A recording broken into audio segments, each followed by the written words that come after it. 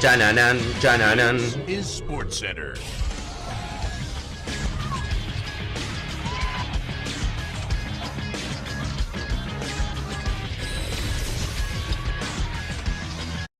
Hola gente, ¿cómo andan? Un saludo grande para todos, yo soy Sanio y les traigo un nuevo video al canal. En el día de hoy vamos a estar hablando acerca de por qué están aumentando cada vez más las lesiones de ligamento cruzado.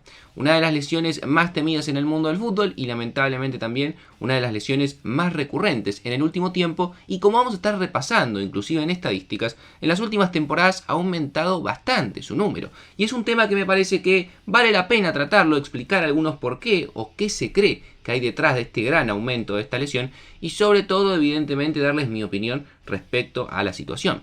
Así que espero que les guste mucho la idea del video, que me dejen su opinión en los comentarios, que se suscriban al canal activando la campanita y que me sigan en las redes sociales, y sin dar muchas vueltas comenzamos con la idea del video. A nivel mundial, en algunos de los principales países del mundo del fútbol se habla de una epidemia. De una de las lesiones, como les digo, más temida, porque como sabrán, probablemente es una de las lesiones que más tiempo te puede sacar del terreno de juego. Se estima que la recuperación mínimo puede andar entre 6 y 8 meses y en algunos casos que se puede complicar o que evidentemente hasta que el jugador se vuelve a poner a punto físicamente se pierde en toda la temporada y llega inclusive hasta un año de duración. Pocas lesiones realmente en el mundo del fútbol, algunas muy graves como puede ser la luxación total de una rodilla, puede llegar a demandar más tiempo hoy en día que la rotura de ligamentos cruzados. Y les digo que se habla de una epidemia en la actualidad porque si repasamos las grandes ligas es llamativo el número de justamente una lesión que no debería ser tan habitual por su gravedad, pero que cada vez se da más y más. Por ejemplo, hoy en día en la Premier League tenemos jugadores como Jurrien Timber en el Arsenal, como Wesley Fofana en el Chelsea, como Emiliano Buendía y Tyrone Mings en el Aston Villa, como Joel Matip en el Liverpool, o como Sven Botman y Lascelles en el Newcastle recuperándose justamente esta rotura de ligamentos cruzados. En la Bundesliga son más de 10 jugadores, 11 puntualmente, que al día de hoy se están recuperando de esta misma situación. Inclusive en lo que tiene que ver el deporte, en el fútbol, más allá de los hombres, por ejemplo en las mujeres, es inclusive más todavía habitual. Por ejemplo, en la última Copa del Mundo femenina, más de 20 jugadoras se perdieron la posibilidad de estar en ese terreno porque justamente se estaban recuperando de una lesión de ligamentos cruzados. E inclusive es más grave, se estimula en la mujer, porque el 25% de las lesiones de este tipo muchas veces nunca se terminan de recuperar de la misma manera. Pero la liga que más ha preocupado en el fútbol europeo, a tal punto que han realizado estadísticas, es lo que tiene que ver con la liga española. En la temporada 21-22, 8 jugadores sufrieron esta rotura de ligamentos cruzados a lo largo de la temporada.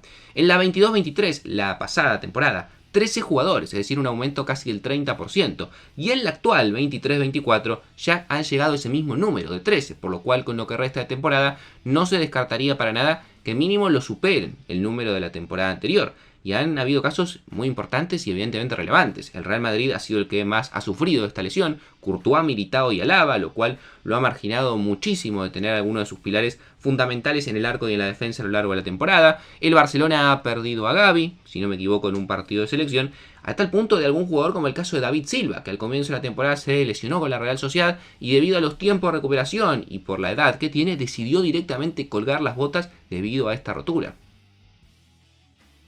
Ahora bien, antes de entrar de lleno en lo que tiene que ver con esta problemática y los motivos que los especialistas terminan dando respecto de por qué creen que están aumentando este tipo de lesiones, hablemos un poco acerca de los ligamentos cruzados y qué son, porque seguramente todos lo hemos escuchado, pero no todos sabemos realmente qué función tienen. Los ligamentos cruzados son uno de los pares de ligamentos que se encuentran en cada una de las rodillas de las personas. Existe el posterior y el anterior. Se encuentran detrás de la rótula y tienen como función principal conectar la tibia con el fémur, que son los dos huesos más importantes de la pierna. El ligamento cruzado anterior evita que la rodilla tenga juego, es decir, evita que se mueva la tibia respecto al fémur de adelante hacia atrás, pero sobre todo controla que el fémur no gire sobre sí mismo en la rodilla, lo cual generalmente sería una luxación que rompe absolutamente todo lo que hay en la rodilla.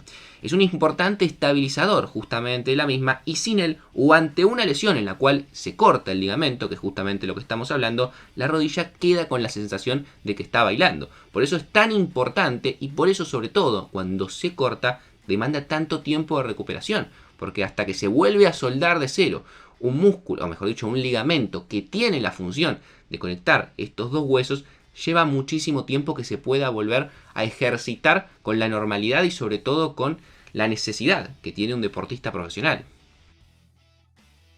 Ahora, metiéndonos de lleno en la problemática y sobre todo los motivos por los cuales han aumentado, los mismos especialistas te dicen que es un problema complejo y un análisis también complejo, por lo cual no se pueden llegar a conclusiones fáciles.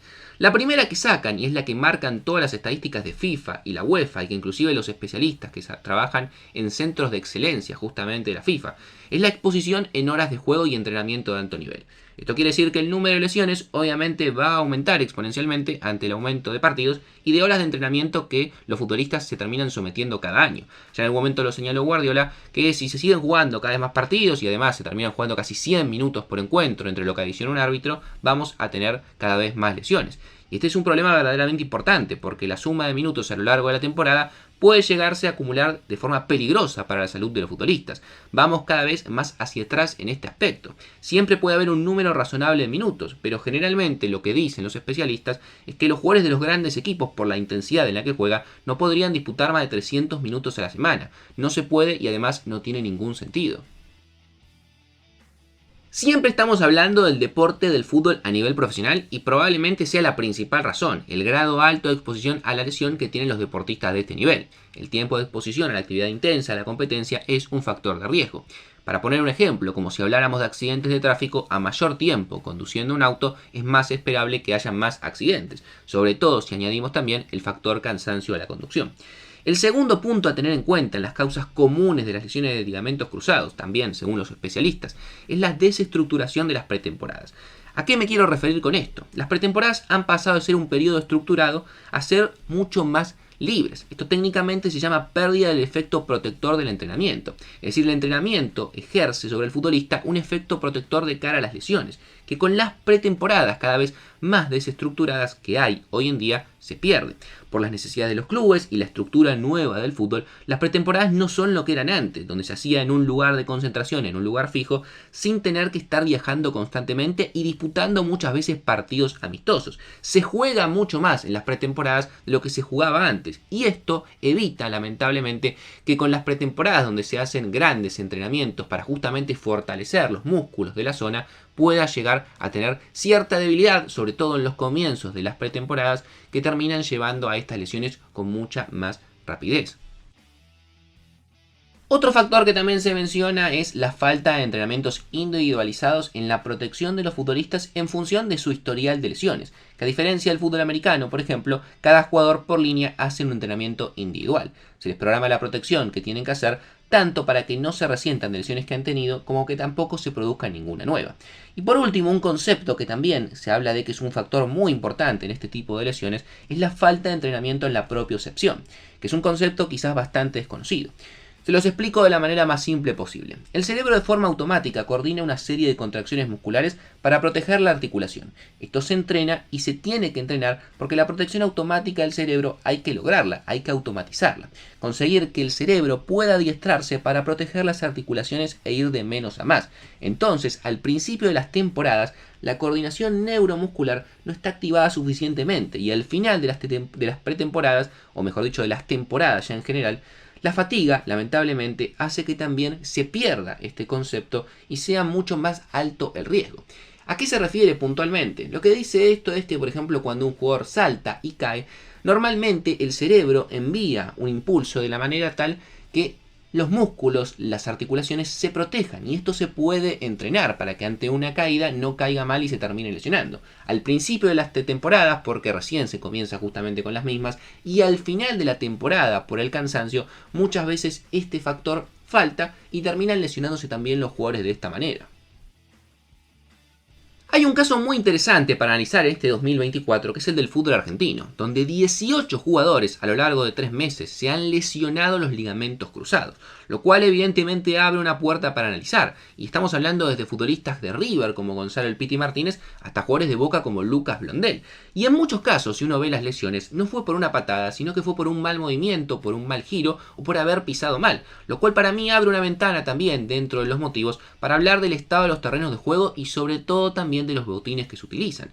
Es sabido que, sacando Europa quizás que tiene muy buenos terrenos y alguna que otra excepción, en general, sobre todo en el fútbol sudamericano, muchas veces no tenemos los mejores terrenos, y eso también termina siendo importante a la hora de pensar que se puedan llegar a infundir más lesiones. Pero también hay que hablar de los botines. Según algunos especialistas, inclusive, antes se utilizaban tapones en los botines de forma mucho más redonda. Hoy en día, con distintas tecnologías que se han ido probando, como podemos observar seguramente, los botines tienen algunas formas extrañas, tapones semicirculares, que si bien pueden llegar a aumentar el rendimiento en algunas cuestiones, cuando el terreno no es óptimo, cuando el terreno no es tan estable, cuando la cancha está más mojada o cuando el pie se puede hundir más, puede llevar, lamentablemente, a movimientos, ya sea porque se patina o porque pisa mal el jugador, que terminen llevando a estas lesiones. Cuando con botines, de otra manera, probablemente no tendrían ese problema porque tendrían mucha más estabilidad.